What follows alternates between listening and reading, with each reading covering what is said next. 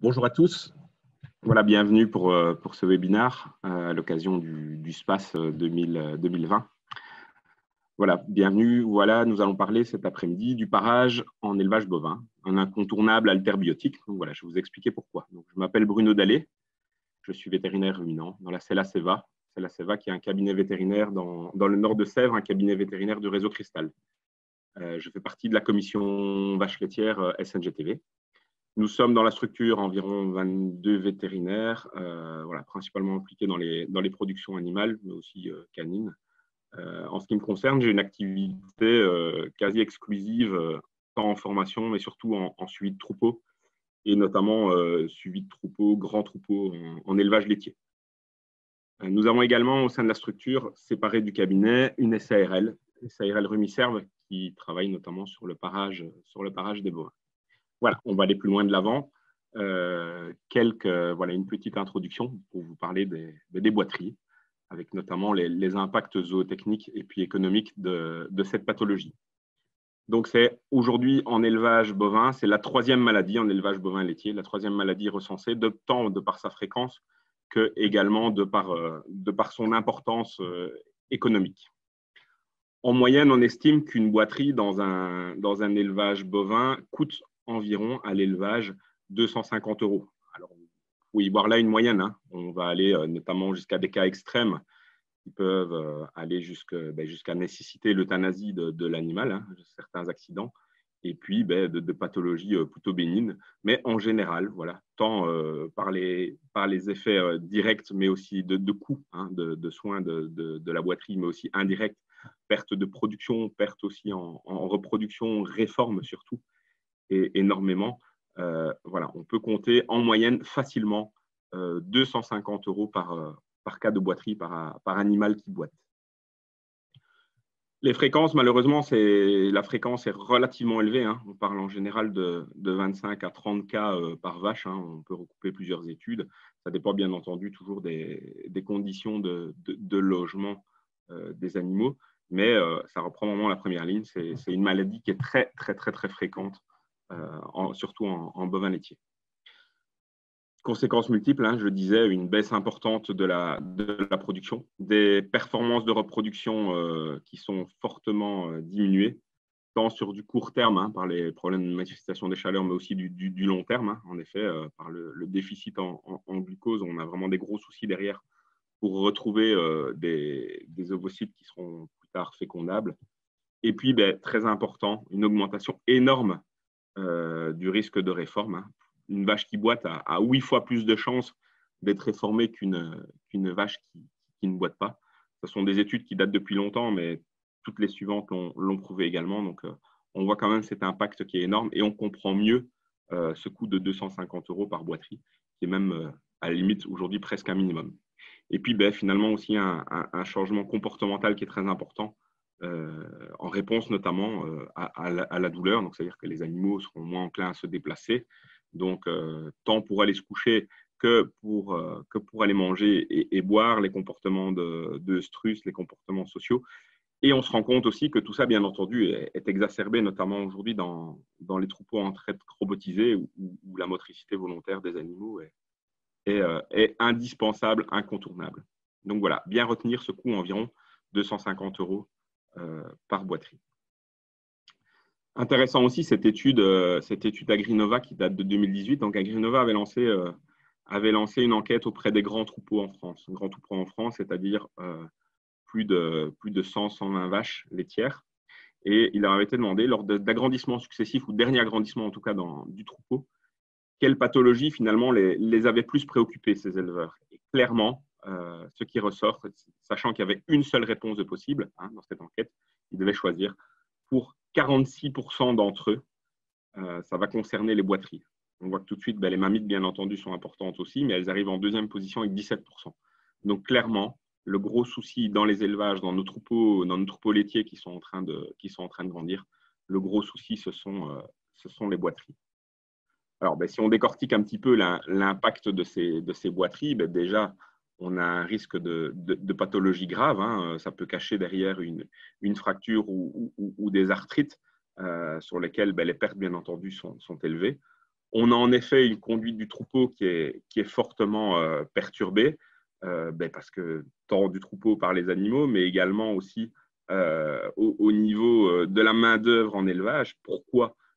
Parce que l'éleveur ont passé énormément de temps aux soins, avec une augmentation des frais vétérinaires, des réformes anticipées, plus nombreuses aussi peut-être que ce qui avait été prévu, ce qui fait que finalement derrière, ce sont d'autres pathologies qui peuvent en souffrir. Souvent, quand il y a des réformes qui sont trop importantes pour les boîteries, la qualité du lait et ainsi de suite peut se détériorer parce que, en effet, on n'a pas toujours l'occasion, derrière l'éleveur n'aura pas toujours l'occasion de réformer des vaches pour des problèmes de qualité du lait.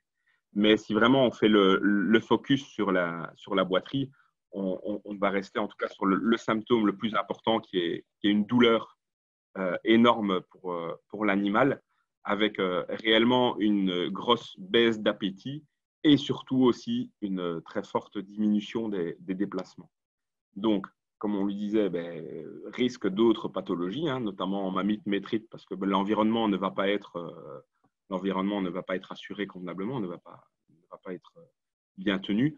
Une forte diminution d'expression des chaleurs, des chevauchements, ce qui veut dire que derrière une fertilité et une fécondité qui sont fortement dépréciées. Et puis, la chose vraiment la plus délétère, c'est une grosse diminution de l'ingestion. Dit grosse diminution de l'ingestion, dit derrière déficit énergétique important, donc derrière baisse importante de la production, mais également répercussions sur la fécondité, sur l'état général de l'animal. Voilà. Donc, perte économique avec surtout aussi derrière une augmentation importante des charges et du temps de travail dédié au troupeau, avec aussi une diminution du produit fini, que ce soit de la production laitière ou pour des génisses de remplacement, en élevage laitier aussi de la croissance, production aussi dit reproduction. Un petit peu de physiologie sur nos animaux. On considère que les membres postérieurs supportent environ 45% du poids. Les antérieurs, donc 55, c'est somme toute logique, puisque nous avons en porte-à-faux la tête et l'encolure de l'animal qui reportent du poids beaucoup plus important sur les antérieurs. Et à savoir donc que les antérieurs ont une surface au sol qui est plus importante aussi, qui permet en effet, dans cette répartition de charges, de mieux gérer tout ça. Alors, au niveau du pied, on a quelque chose qui est quand même très, très bien conçu, mais relativement fragile. C'est-à-dire qu'on a en effet une boîte cornée qui, si elle est somme toute intacte, va bien protéger derrière tout le tissu bien vascularisé, qui est la matrice de l'ongle, avec cette jonction lamellaire phalange-ongle, et derrière, les phalanges, troisième phalange, et tout l'organisme suspenseur du pied. Avec derrière quelque chose qui est important. On a un coussinet adipeux qui sert d'amortisseur. Alors cet amortisseur, ce coussinet adipeux, il a en effet tendance à disparaître malheureusement sur des animaux qui viendraient à perdre du poids de façon excessive. On pense notamment à nos vaches laitières en début de lactation qui seraient en déficit énergétique important. Sur les génisses, finalement, ce tissu adipeux, sur les jeunes génisses, n'est pas encore très, très bien structuré. Il est très fragile, ce qui nous fait dire que finalement, si derrière, on a une boiterie ou un problème au niveau du pied, la carrière future de l'animal est fortement compromis. C'est-à-dire qu'il y aura beaucoup plus de chances en lactation d'avoir de nouveau des boiteries. Voilà. Et puis, chez les vaches, ce collagène procure souplesse et élasticité. Alors, la localisation des boiteries, on va dire à 95%, la boiterie chez la vache laitière va se situer au niveau du pied, avec une très très forte prédilection pour les postérieurs, 90% pour les postérieurs, 10% sur les antérieurs. Et si on reprend tant au niveau antérieur que postérieur, finalement au niveau du pied, 30% du problème va se poser statistiquement donc dans l'espace interdigité et 70% au niveau des onglons. Si on se trouve sur un antérieur, ça va être principalement sur l'onglon interne. Si on se trouve sur les onglons postérieurs, des membres postérieurs, on va se trouver sur les onglons externes. Donc en conclusion, plus de 90% des boiteries sont localisées dans le pied, avec une forte prédilection pour le membre postérieur. Il veut donc dire que quand une vache elle boite, il faut aller voir le pied. Voilà. C'est ça qui est le plus important à retenir comme message là-dessus. Et c'est ce que nous devons aussi également faire passer à nos éleveurs. Alors, les principales lésions podales des bovins peuvent être interprétées selon différentes causes. On a des causes qui sont infectieuses et des causes qui sont non infectieuses, des causes aussi mixtes. On peut les regrouper, en effet, en différents items. Alors, dans les causes infectieuses, on a principalement la maladie de Mortellaro, le Panari et le Fourchet. Et sur les lésions non infectieuses, tout ce qui va concerner les fourbures, qu'elles soient aiguës, subaiguës ou chroniques. Voilà, ce sont les grands syndromes au niveau des pieds. Avec, derrière, ça peut se manifester de façon très différente. Par exemple, une fourbure, peut être traduite par une cerise en dessous du pied, par un ulcère de la sole, des blêmes, qu'elles soient diffuses ou circonscrites, des ouvertures de la ligne blanche, et tout ce qui va être décollement, dédoublement de la sole. Donc voilà, on a quand même différents symptômes pour les problèmes de fourbure, mais ça peut être également du fourchet. Donc ces choses-là sont vraiment à détailler. Il est important de lever le pied et de décrire les différentes lésions pour chaque animal. Voilà, donc conclusion sur les boiteries. La plupart se situent au niveau des pieds, comme je disais tout à l'heure. Le plus important va être de lever les pieds quand il y a une vache qui boite pour voir ce qui se passe. Elles ne sont pas toutes infectieuses, c'est-à-dire qu'elles ne vont pas toutes nécessiter l'utilisation de biocides et ou surtout d'antibiotiques. Voilà, vous voyez déjà venir là avec notre démarche alterbiotique. Finalement, uniquement une atteinte profonde, notamment tout ce qui va être panarie et atteinte de l'articulation ou autour de l'articulation par des arthrites et périarthrites, vont nécessiter une antibiothérapie par voie parentérale. Par voie parentérale, je veux donc dire par voie injectable.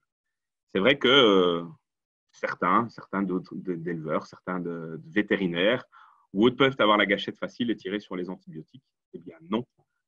Seules quelques affections vont nécessiter l'usage des antibiotiques.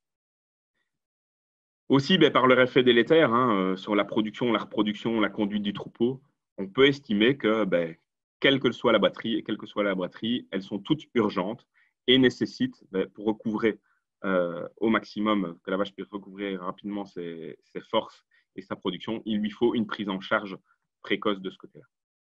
Les boiteries aussi sont souvent multifactorielles. C'est pourquoi finalement tous les axes de prévention en élevage, même si on peut dégager des priorités, les axes de prévention sont souvent multiples. Ça, c'est un gros challenge pour pouvoir réussir la maîtrise des boiteries dans un élevage en élevage laitier. Voilà, ça c'était la partie sur les boiteries. On va maintenant passer sur le parage proprement dit et en découler cette démarche alterbiotique de notre part. Alors clairement, le parage, le plus important, c'est le préventif. C'est beaucoup plus important que le curatif. Ça permet d'éviter celui-ci. Ça coûte aussi, le coût de parage préventif est moindre aussi qu'un parage curatif. Et puis on évite derrière, justement, en remettant de la santé dans les pieds et un bon aplomb, on évite aussi de gros soucis. Et ça permet aussi et surtout de relever les lésions et derrière de redonner des priorités pour diminuer les facteurs de risque. Le parage, clairement, ce n'est pas facile. Donc, pas facile, ça veut dire que derrière, ça demande de la part de celui qui veut parer correctement ces animaux une formation. Qui dit formation initiale, mais aussi formation continue. Voilà, il faut souvent remettre cela sur le métier pour surtout ne pas nuire. Mais le parage doit aussi être régulier dans un troupeau. C'est pourquoi découlent derrière des offres de services de suivi de la santé des pieds avec des contrats pour le parage. C'est quelque chose qui doit être réalisé fréquemment sur différents stades physiologiques. Le parage, c'est aussi mathématique. Voilà, le parage, c'est mathématique, c'est-à-dire que, comme je le disais tout à l'heure, ce n'est pas facile, il faut une bonne formation. Le but est de retrouver finalement un pied bien équilibré, tant au niveau de l'angle de la pince, donc la pince, on est sur l'avant de l'onglon, que aussi sur la planéité par rapport au sol. Donc on ne peut pas faire n'importe quoi non plus, on ne peut pas tailler n'importe où. Et c'est déjà bien explicite sur cette coupe-là à gauche, c'est qu'en fait, il est plus important finalement d'attaquer en pince que d'aller gratter de façon excessive en talon. Et puis, rien remettre chacun des doigts à la verticale par rapport au sol. Donc, ça demande quand même beaucoup d'habileté, beaucoup de formation, beaucoup d'expérience sur le sujet. Et puis, bien entendu aussi, et ça, c'est quelque chose à bien intégrer sur lequel il faut surtout pas y couper, c'est de bien respecter les 3 points d'appui au niveau du sol pour chacun des onglons. Donc, on en a deux au niveau de la muraille, hein, un en pince et puis un en latéral. Et puis, le troisième point qui se trouve en talon. Donc, faire très, très, très attention à avoir ces 3 points d'appui, finalement, qui se retrouvent dans le plan parfait de ce qui est repris dans nos dessins sur la gauche. Le parage, c'est aussi mathématique dans le sens où c'est un exemple pur et simple de rentabilité. Voilà, en fait, ici, une représentation graphique de la rentabilité économique d'un plan d'action contre les boiteries, qui a été mis en place dans un élevage et dans lequel on a intégré du parage annuel.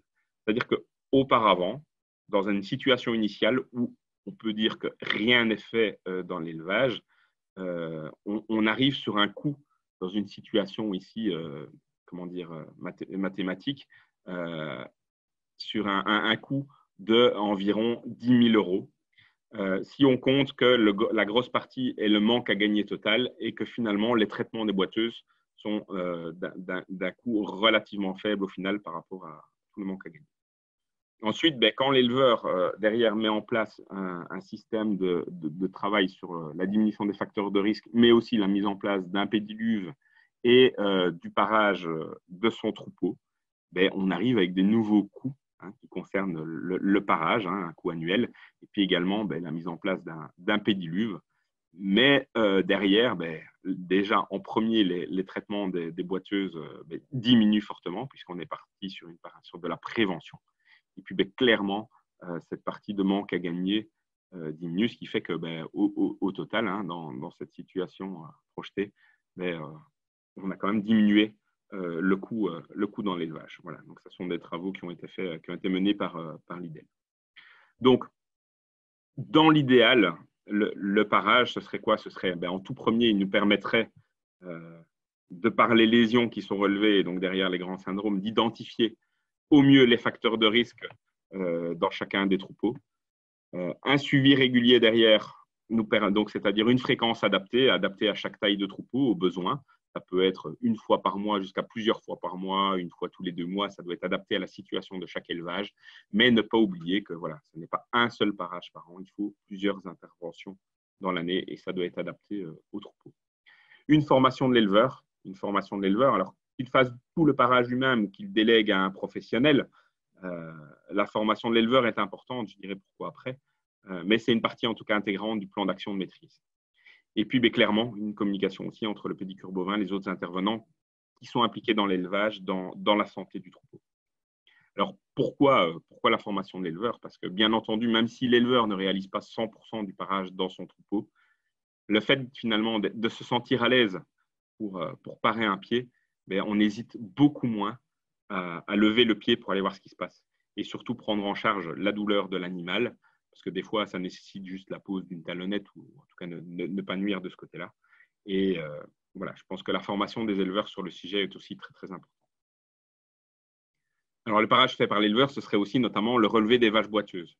Une ou 2 fois par semaine, observer le troupeau et de relever les différentes boiteuses, ne pas hésiter à les noter sur un carnet, enfin, chacun à sa façon ou sur un tableau, les animaux qui seront éligibles à la prochaine session de parage. Il faut voir pour ça tout le troupeau et regarder aussi surtout les vaches en mouvement, l'angle des jarrets quand les vaches sont bloquées au cornadis. Et pour nos éleveurs qui sont en système de traite robotisé, il y a quelque chose qu'il faut recouper et qui est très très important. Ce sont toutes les vaches qui vont avoir des retards, à la traite, qui peuvent être en acétonémie, tout ça aussi. Voilà, donc c'est à recouper notamment pour rechercher les boiteuses qui sont finalement éligibles de façon urgente à une prise en charge, en tout cas de la boiterie, et donc aussi à un parage. Voilà le genre de choses là qu'on peut rechercher. Alors, on ne s'amuse pas à mesurer les angles, mais le plus important, voilà, c'est de voir quand les angles entre les jarrets commencent vraiment à bien se fermer. Il est plus qu'important d'intervenir rapidement. Sur les vaches qui sont en mouvement, regardez en effet si ma vache courbe le dos, déjà quand elle est dans une position statique, mais surtout quand elle marche. Si elle soulage notamment un des membres, jusqu'à une situation extrême, 4, où on a carrément une suppression d'appui qui peut arriver sur un membre. On voit que déjà, dans notre grille, dans ces grilles de notation en dynamique, quand on arrive déjà en stade 2 de la boiterie, hein, donc ce n'est pas encore élevé, on a déjà une diminution de l'ingestion de 3% qui est observée et une production laitière diminuée de 5%. Donc ça commence déjà à compter.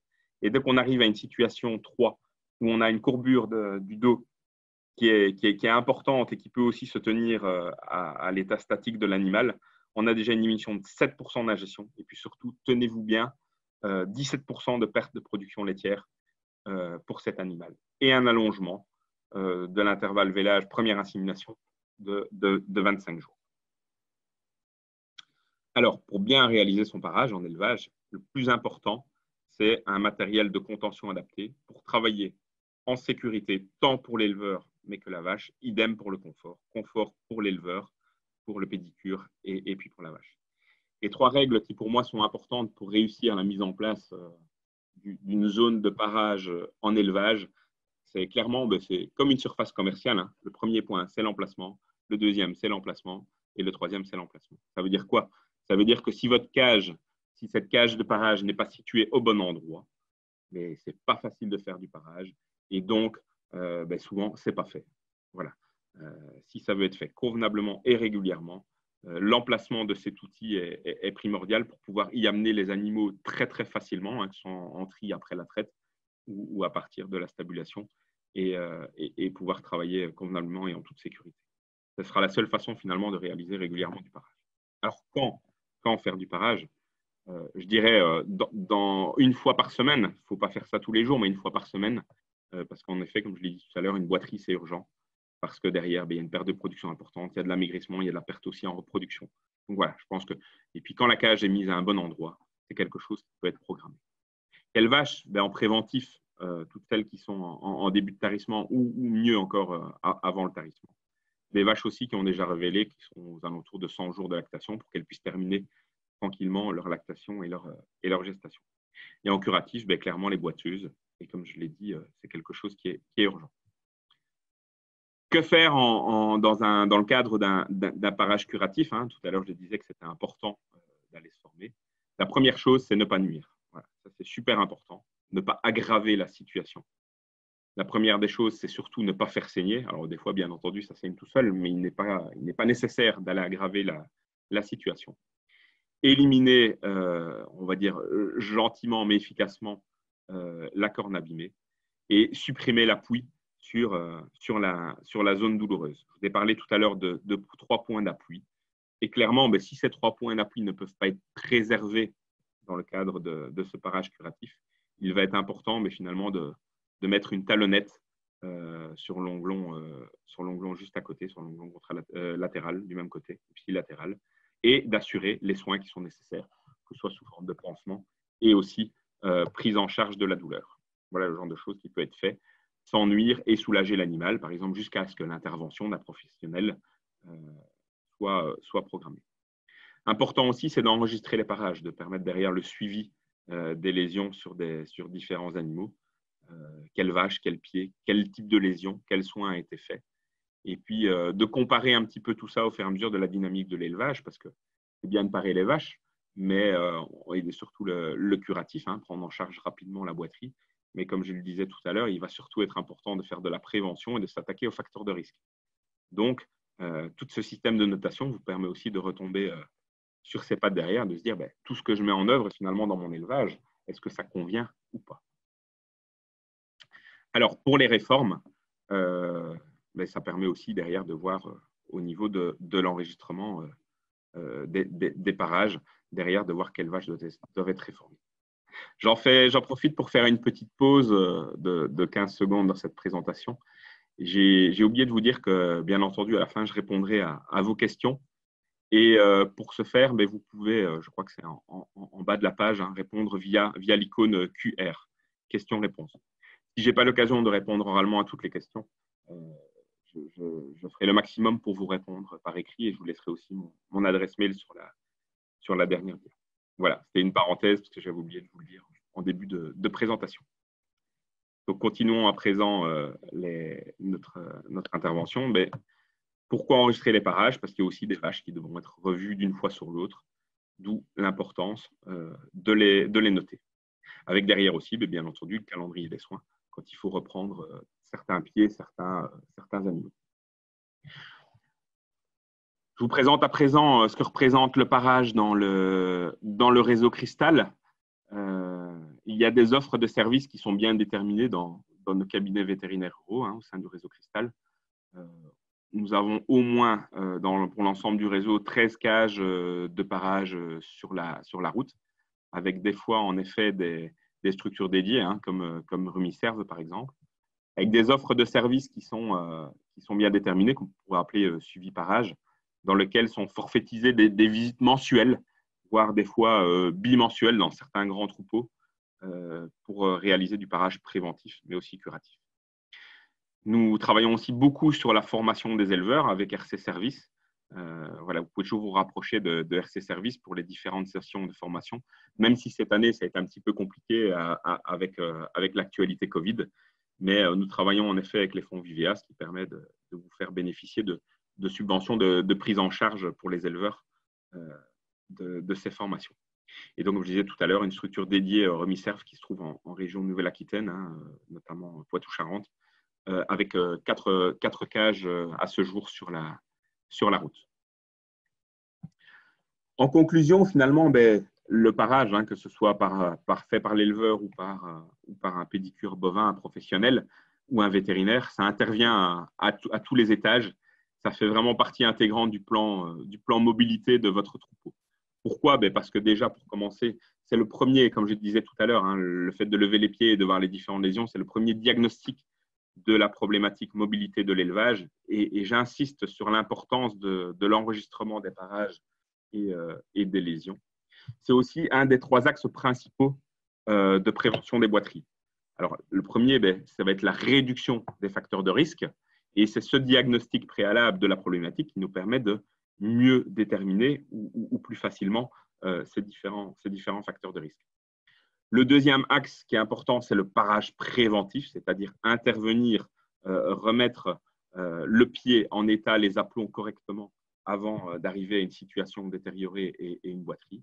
Et puis, le troisième axe qui est important quand même, c'est l'hygiène du pied par des systèmes, que ce soit du pédilu, alors de quel type qu'il soit, mais en tout cas qu'il donne satisfaction dans l'élevage, donc l'importance de mesurer aussi son effet, que ce soit des pédiluves aussi maintenant à sec. On a aujourd'hui des systèmes de flore barrière qui peuvent fonctionner dans les pédiluves, ou au niveau du logement, comme je disais, l'hygiène du logement, par une flore barrière dans les litières, par exemple, ou dans certains troupeaux, clairement, ça donne satisfaction et on arrive à faire de bonnes choses. Et le parage, bien entendu, c'est aujourd'hui quelque chose quand même qui est important aux yeux des éleveurs, mais aux yeux aussi du grand public. C'est pour nous une composante bien-être très, très importante des animaux, du troupeau, et aussi une composante de la santé pour assurer la production maximale du troupeau. Par contre, comme je le disais aussi en conclusion, le parage, ce n'est pas facile. Donc, on a toujours besoin d'une formation, que ce soit pour les éleveurs, mais aussi les pédicures bovins. Il y a des formations initiales qui existent. Et puis, ils sont tenus aussi à se former régulièrement, à partir sur des systèmes de formation continue. Très, très important de pouvoir se former de ce côté-là. Et puis, on en vient aussi à cette conclusion et perspective, c'est-à-dire que le parage en élevage bovin, non seulement ça devrait être obligatoire, comme l'aurait dit Coluche, mais c'est aussi une démarche alterbiotique sur laquelle on peut communiquer. Et je vais vous expliquer pourquoi. Pourquoi c'est une démarche alterbiotique? Parce que clairement, dans les piliers alterbiotiques que nous avons identifiés et dans lesquels on parle de prévention, de formation, de substitution et bonne utilisation aux antibiotiques, le parage permet quand même d'optimiser au maximum les performances économiques d'un élevage, ou en tout cas de ne pas les perdre, tant sur la production laitière, mais aussi production de croissance pour le troupeau de renouvellement. Et puis aussi la reproduction qui permet finalement la longévité dans le troupeau, la pérennité de la production laitière et d'un bon état de santé du troupeau. Autre point important, clairement, le bien-être animal.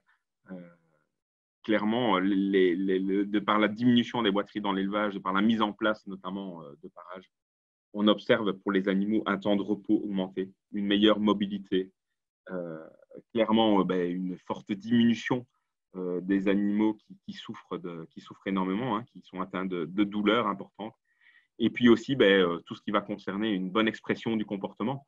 Alors ça peut être l'expression en effet sociale de l'animal dans le troupeau, hein, d'une vie normale finalement de nos vaches dans le troupeau, mais aussi expression du comportement de chaleur par exemple. Et puis, comme je le disais tout à l'heure, avoir une bonne identification des lésions et éviter qu'il y ait des animaux qui boitent, c'est aussi finalement de mieux cibler nos traitements antibiotiques qui seraient nécessaires et à bon escient. Donc, c'est une utilisation raisonnée des antibiotiques et pas des antibiotiques qui seraient utilisés à tout va sur n'importe quelle vache boiteuse. Ce qui est vraiment le plus intéressant d'utiliser à beaucoup plus grande échelle vont concerner finalement des antalgiques, des antidouleurs, tels que des anti-inflammatoires non stéroïdiens. Voilà. Nous, clairement, nous considérons aujourd'hui qu'un troupeau est investi dans une démarche de parage préventif est clairement engagé dans une démarche alterbiotique, voilà, pour optimiser ses performances économiques, augmenter encore dans son élevage le niveau de bien-être animal. Et puis, ça permet aussi d'avoir une utilisation beaucoup plus raisonnée des antibiotiques, en tout cas concernant cette pathologie, mais aussi finalement indirectement via d'autres pathologies, on en a parlé tout à l'heure, hein, métrite, mamite ou autres, qui peuvent être induites par une situation d'inflammation des animaux dans le troupeau, derrière par des animaux qui ne sont pas en santé et qui donc sont sujets derrière à développer d'autres pathologies. Voilà, je vous remercie en tout cas pour votre attention. J'espère vous avoir donné l'envie, en tout cas, ou l'idée de pouvoir préconiser à nos éleveurs de bovins, mais laitiers, mais aussi allaitants. Hein, on le voit aussi dans certains de nos troupeaux allaitants. Toute l'importance finalement de la santé des pieds et donc de la mise en place d'un parage préventif dans les troupeaux, que ce soit pour la notion de bien-être, d'utilisation diminuée finalement des antibiotiques tant directement qu'indirectement, mais aussi bien entendu pour un potentiel de production qui est respecté. Voilà. Mais je vous remercie de votre attention et je vais prendre quelques minutes pour répondre à vos questions. Et puis, n'hésitez pas à revenir vers RC Service, ou bien vers moi-même. C'est pourquoi je vous mets mon adresse mail sur cette dia. Alors, parmi vos questions. Alors, la nature de la litière, qu'elle ne soit paille ou sciure, peut-elle avoir un effet sur l'apparition des boiteries ou les favoriser? Alors, clairement, hein, sur la nature de la litière, déjà rien que par son effet d'absorption de l'humidité, hein, si on voit finalement la quantité, sur une journée, la quantité d'urine et de bouse, hein, dans lesquelles il y a quand même une grande fraction liquide que les bovins peuvent produire sur une journée, clairement, la capacité de la litière à sécher ou à absorber cette humidité de l'environnement, derrière a un impact direct sur la mise en place, sur la survenue de ces boiteries. Si on prend par exemple une boiterie qui est très importante en élevage laitier, qui s'appelle la dermatite digitée, anciennement appelée maladie de Mortellaro, on disait que la litière paillée permettait de limiter ces survenues, mais c'est vrai que quand ça commence à être bien surchargé, ça arrive aussi. Alors clairement, entre paillé et sciure, voilà, tout dépend en effet du taux d'absorption et de la façon aussi dont ça va coller au niveau des pieds. Je pense notamment au niveau de la sciure et derrière, finalement, faire un film hermétique autour du sabot, parce qu'on sait que notamment dans ces germes qui occasionnent des boiteries, notamment la dermatite digitée, on a pas mal de germes qui sont anaérobies. Ce qui veut dire que quand on a appelez clairement une croûte, hein, qui va se former autour du sabot et autour du pied et qui va remonter en effet à cette jonction corne-peau, on va en effet arriver sur des problèmes accrus de dermatite digitée. Voilà. Alors aussi, autre question, au niveau du logement, conseille-t-on le lavage et la désinfection pour limiter le développement des bactéries à boiterie dans les étables, voire diminuer la pression? Alors, je vais commencer à l'envers par rapport à cette question. clairement, désinfecter un bâtiment, c'est compliqué, en tout cas sur du long terme. Mais en effet, quand on a une pression d'infection qui est très, très, très intense, de pouvoir arriver à un stade de désinfection, en tout cas de décontamination du bâtiment, oui, ça peut être important. Ça donne du répit en élevage, ça permet de prendre du temps pour mieux mettre des axes de prévention encore supplémentaires dans l'élevage pour résoudre ces problèmes de boiterie. Donc, lavage, désinfection de bâtiments peut aider dans des cas extrêmes et en tout cas déjà à redescendre la pression. Maintenant, c'est aussi et surtout l'hygiène au quotidien, en tout cas tout au long de la journée. Je pense notamment au raclage fréquent sur les aires d'exercice et au nettoyage des logettes et ainsi de suite qui vont donner satisfaction. Mais en effet, dans des situations où on est vraiment débordé, où l'éleveur est débordé, en effet, un lavage désinfection du bâtiment peut aider de ce côté-là. Alors, est-ce qu'il y a des dangers à utiliser une cage à prise horizontale?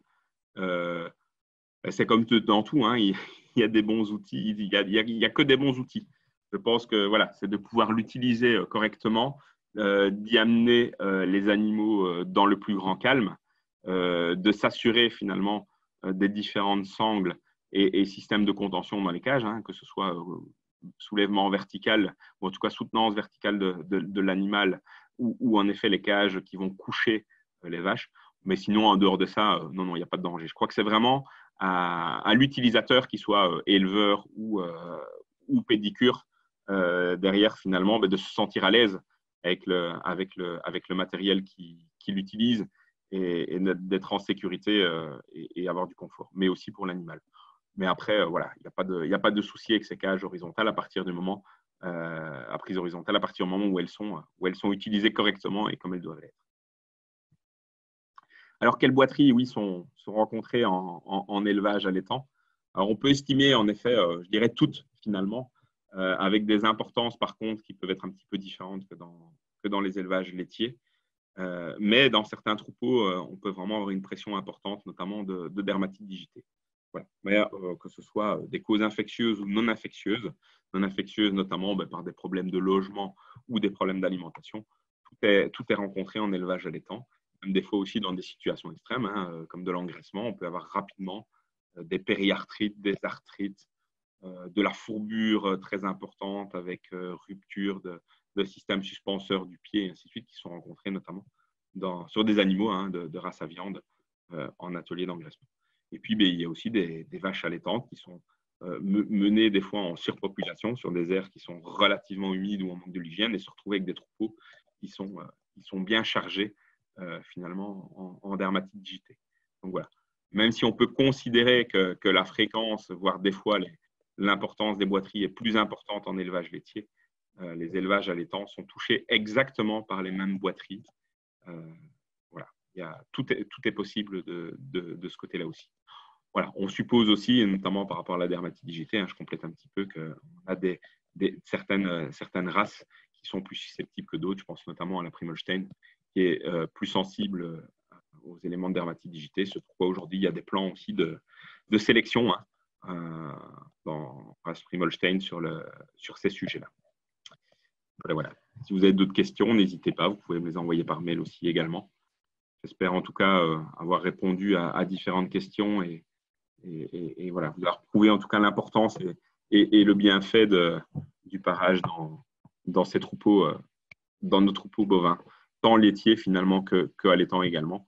Je pense notamment dans l'expérience Rumiserve, un marché qui s'est fort développé ces dernières années. Il existait déjà le marché des animaux de concours, mais clairement, c'est le marché, par exemple, des taureaux de reproduction, pour lequel il est important, bien avant chaque saison, de s'assurer que, avant les mises à la saillie, que ceux-ci ne présentent pas de boiterie. Et donc, on part clairement sur des parages préventifs. Nous avons également dans la clientèle de Rumiserve des naisseurs-engraisseurs qui sont habitués aussi à des contrôles de performance, et notamment performance sur l'atelier d'engraissement. Et ces éleveurs-là voient que clairement, sur un animal boiteux, on a des GMQ qui sont des croissances qui sont quasi annulées, nulles sur les animaux boiteux, et qu'il est important de prendre en charge rapidement ces boiteries. Alors, je remonte un petit peu vos questions, voir s'il y en a d'autres qui sont apparues depuis.